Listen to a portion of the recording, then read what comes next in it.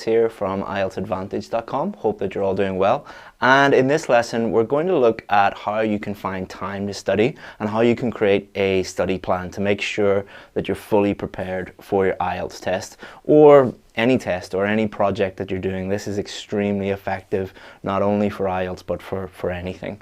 So we're going to use a very simple three-step process that I've used with hundreds of my one-on-one students. So first step is how to find the time. One of the most common complaints that we get from students is, I just don't have time. You do. You're going to find out how much time you actually have. You'll be surprised at how much time you have. Step two is to figure out what you should be spending your time on. There's no point in studying really hard if you are studying the wrong things. You need to spend your time and think more strategically about your study plan. And then creating a study plan, how to do that. An extremely effective, simple technique that I've used with hundreds and hundreds of students, and it helped them get the scores that they need. So the very first thing is, how can I find the time? So many students email me and say, I just do not have time.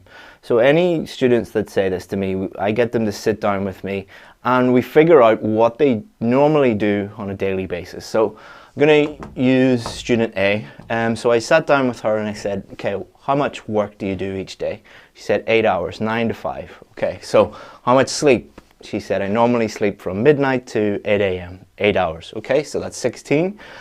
She has 2 kids, so I said, how much time do you have to give to them? She said, normally when I get home from work, I have to get them ready for bed and spend some time with them. That's about 2 hours. Okay.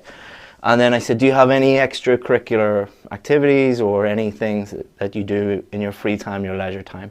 She says, yeah, I have like a home gym, so I like to spend an hour on running on the treadmill, and then I like to relax in the evening, watch TV for 1 hour. So people are always shocked when they add up all the stuff that they do on a daily basis, and it always comes in well below 24 hours. So they're like, where is all this extra time going? If you sit down and do that exercise yourself, you'll be shocked at how much extra time you have. So where is all that extra time going?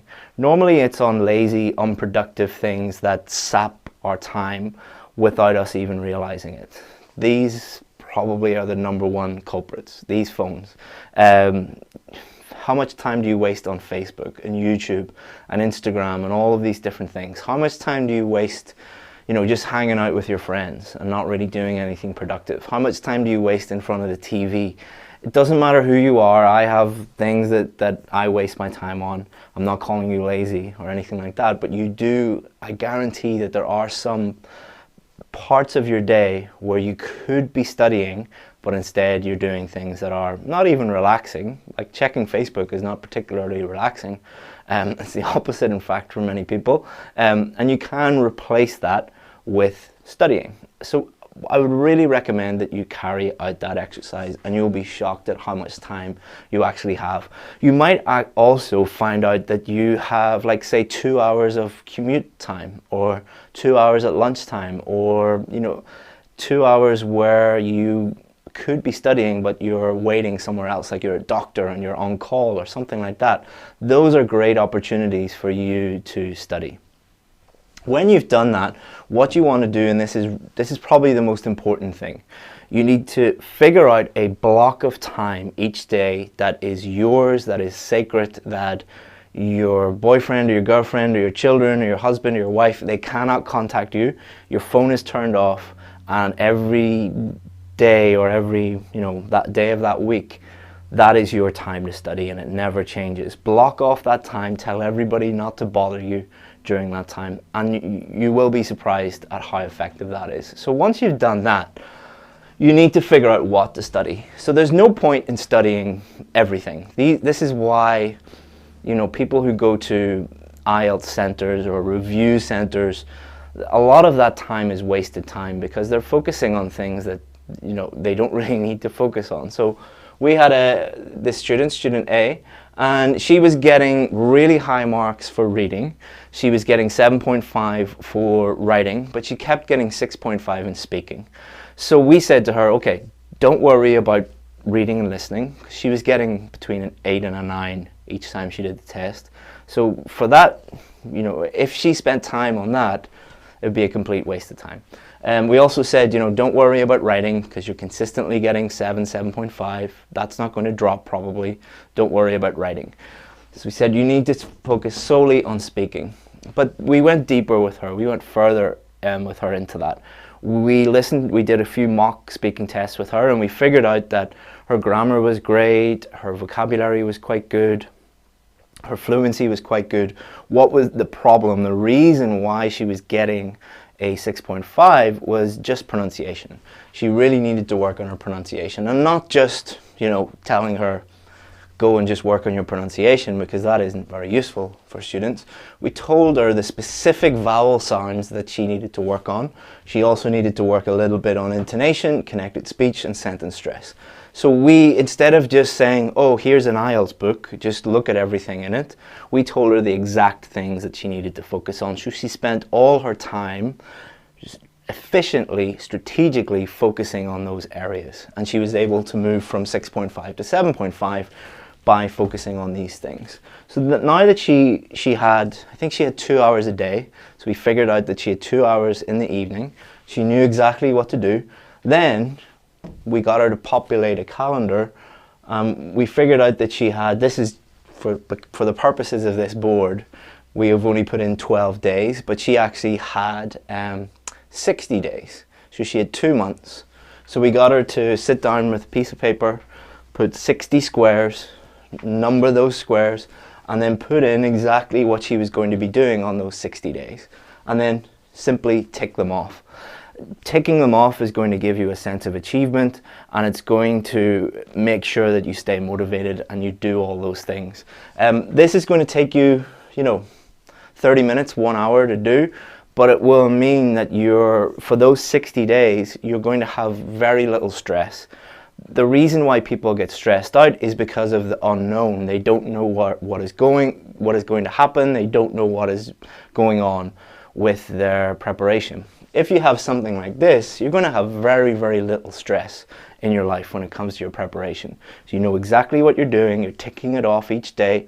You know that, you know, you have your time blocked off each day, and everything becomes much, much, much easier. I use this for all of my projects as well. I know a lot of other really, really, really successful people that use this. Just, you know, get a calendar, put the things you need to put in it, tick them off each day. It doesn't need to be any more complicated than that, and that really is going to help you. Hopefully you find that interesting. Now I'm going to take some questions. Let's see if I can get the questions up. So if you're watching live, you can ask any questions. If you're watching live and you haven't subscribed yet, make sure you hit the subscription button so that you'll get updates later on. Let me see, can I use your phone? Yeah, cool, thank you. Okay. First question is, the names on YouTube are always interesting. From Live Your Life. Hi Chris, please give me any advice about grammar. Do you recommend anything? Yeah. So number one, you need to establish what your particular grammar problems are. Same with this stage. There's no point in me saying, go and look at a grammar book and study everything about grammar, because there might be just like 3 or 4 areas of grammar that you need to focus on. So find out what those are. For example, you might only have a problem with articles and prepositions, or you might only have a problem with tenses and punctuation. So instead of studying everything, study your main areas of weakness. Get a teacher to tell you that. You don't have a choice about spending money there. You have to spend money on a teacher to find out. You can either spend money on failing the test many times, or you can spend a tiny fraction of that money getting a teacher to tell you what those are. Then for grammar, simply learn the rules. Grammar is rules based. It is the rules of the language. So you need to learn those rules, then you need to practice using those rules. There are so many practice activities online. Then you need to use that grammar and get feedback from a teacher on that grammar. There's a bit more to it than that, but that's basically it. That's it in a nutshell, really. Harmeet, how can I improve my fluency? First of all, you need to improve your grammar and vocabulary. if you are pausing and hesitating like that, it's normally because you're searching for the correct grammar, searching for the correct vocabulary. So by improving your grammar and vocabulary, you will improve your fluency. In the speaking test, do not worry too much about content and ideas.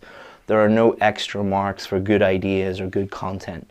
As long as you're answering the question, you're fine in terms of coherence. So a lot of people pause and hesitate in the test because they're thinking of, what amazing idea can I give the examiner? Just answer the question as simply as possible, clearly as possible, and you'll be fine. Number 3, you're going to improve your fluency by speaking. All right, so it's how do you get better at running? Go for a run. How do you get stronger? Lift weights. How do you get better at speaking? Speak. It doesn't need to be much more complicated than that.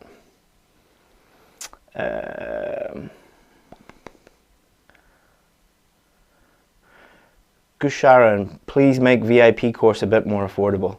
I wish the world worked like that, where you could just go, like I wish I could go to the Ferrari garage and say, please make your Ferraris a bit more affordable. But the reason why a Ferrari is expensive is because it's worth that. Our VIP course is the most successful course in the world, and it costs us a lot of money to provide that. You're going to get a huge amount of support, feedback from experts, and a huge range of other things. All those things cost money. If we make it cheaper, then we lose money, then we go out of business, and then we can't do anything. So I understand that it's not affordable for everybody. If you want free materials, we produce more free stuff than anybody else. This YouTube channel, for example. But if you want our personal time, you have to pay for it. I'm sorry, that's the way it works. You see. Do you put the task according to the day? It is one task, but Aileen, you're overcomplicating it, all right? So it doesn't need, you're overcomplicating this stage. Basically, it's just how many days before your test or before you want to be ready for your test, have that many squares, get the things you need to work on, put them in there. Don't overcomplicate it.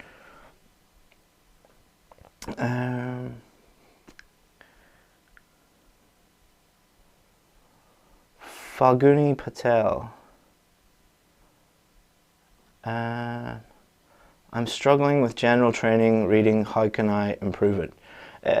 So general training reading and academic reading, basically the same thing. The texts, or the reading text is slightly different. One's academic, one's general, but the type of questions and preparation are exactly the same. So how do we help our students? What we do is we give them a step-by-step strategy for all the different types of questions, because each question is different, each question is testing different skills, each question requires a different approach.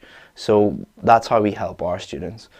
We also help our students by encouraging them to improve their vocabulary, because the reading test is as much a vocabulary test as it is a reading test. We also encourage our students to read every single day in English. Those are just some of the things that we do to help our students with reading, and I would recommend you do those too.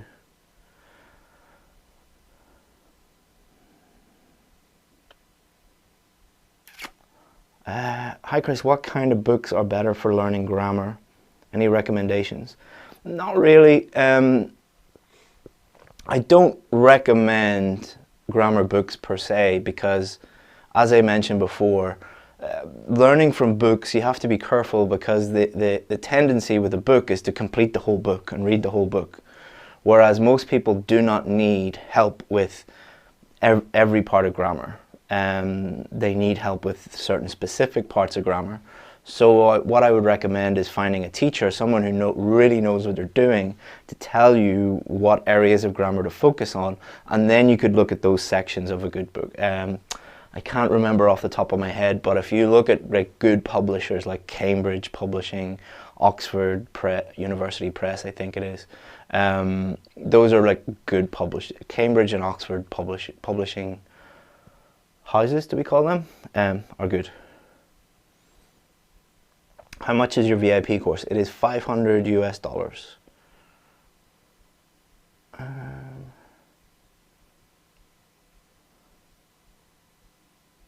Good question. Do I need to improve English first, or can I start preparing for IELTS? You need a teacher to sit down with you and discuss that with you, because your English level could be at the level it needs to be at, and that means that you don't need to study general English and you just need to study IELTS, or your general English could be very low and you need to study that before you study IELTS. But I've no idea, and you've no idea what that is, so you need to find someone to help you do that.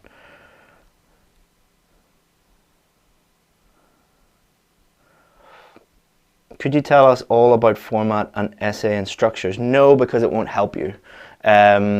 Just telling you a structure, just telling you a format is not going to teach you how to write an essay. It's just going to give you a basic structure. It's like showing you a map of a city and then asking you, tell me about that city. You don't know anything about that city. You've just seen a map of that city. You've never been there. You don't know what the culture is like. You don't know what the people are like. You don't know what the stuff is like there. You've no idea because you don't really fully understand it. Same as looking at a structure of an essay. You know what that structure is like, but you don't really understand what you're doing. So it's not about giving people structures. It's about giving people deeper knowledge than that and giving them feedback. And that's something we do on our course, and it works really, really well. Giving people structures just doesn't work. If it did, I would give that to you, but it doesn't. Practice a speaking test, record and listen to it. Do you recommend to jump from 7 and 8 in speaking? That's definitely a very good idea. Recording yourself doing a speaking test is very, very effective because it will raise your awareness of mistakes that you didn't know that you were making. The most important thing is that you listen back to it and you take action on your problems. However, there are many problems that you will not even know that you're making, even if you do listen back to it, because you're not an IELTS examiner, you're not an IELTS teacher, even though your name is Majid Tisol. Maybe you are a teacher, but if you're a student, you need a teacher to give you feedback on your work.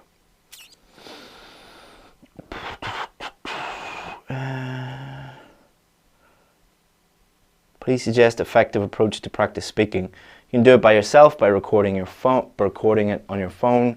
You can use language exchanges. You can use, like, there's many websites where you can find teachers. You can do it with a teacher. You can do it, use your imagination. You'll be able to figure it out. How are Cambridge books for IELTS examination practice for selling and practicing? They're good. They're reliable. The Cambridge books are very reliable. But just using books is not going to help you pass the test. Could you read a book about how to pass the driving test and then go and drive a car properly? Is there a book called Top 10 Tips on How to Ride a Bike? No, because you have to actually do these things and get feedback on it in order to improve. A book is going to help you a little bit, but it's not really going to help you. Anyway, we can get a discounted VIP seat. Yeah, if I can give you like 50% of the materials and 50% of the feedback, like, no. We have a waiting list of people waiting to get on to the VIP course. We do not need to discount it. It is not a cheap product that, it's... Do you ever see Ferraris and Rolls Royces or Chanel handbags discounted? No. There's a reason for that. Because the demand for those products way exceeds the product's availability, which is the same with us, so no. But there are lots of other courses there that have big discounts. Go and talk to them. If I join your VIP class, will I get a chance to up my level from B2 to C? Yes, but you have to do the work. It's not like you join the VIP course and you immediately get the score you need. It's not like you pay the money and immediately you get the score you need. Once you pay the money to get the score, there's a huge amount of work that you need to put in. We'll show you exactly what to do, but you need to do the work.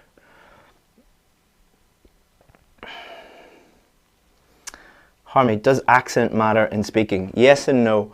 You do not get any extra marks for having a British or an American accent.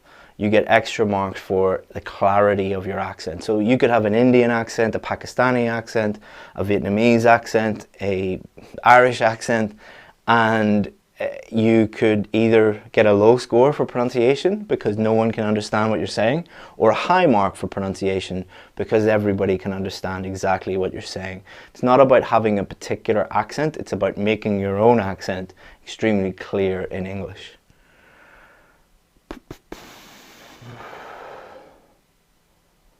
Okay, I'm gonna go, guys, because I'm tired and it takes a lot of effort and energy to do these live.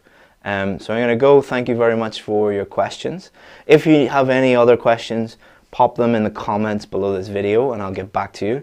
I normally get back to people within about 24 hours. If you need extra help with your IELTS, go to IELTSadvantage.com. Please subscribe and please like the video if you liked it. These videos are free. All we ask is that you subscribe or like the video. That's all we ask. See you again on Friday at the same time. Thanks very much, guys. Bye-bye.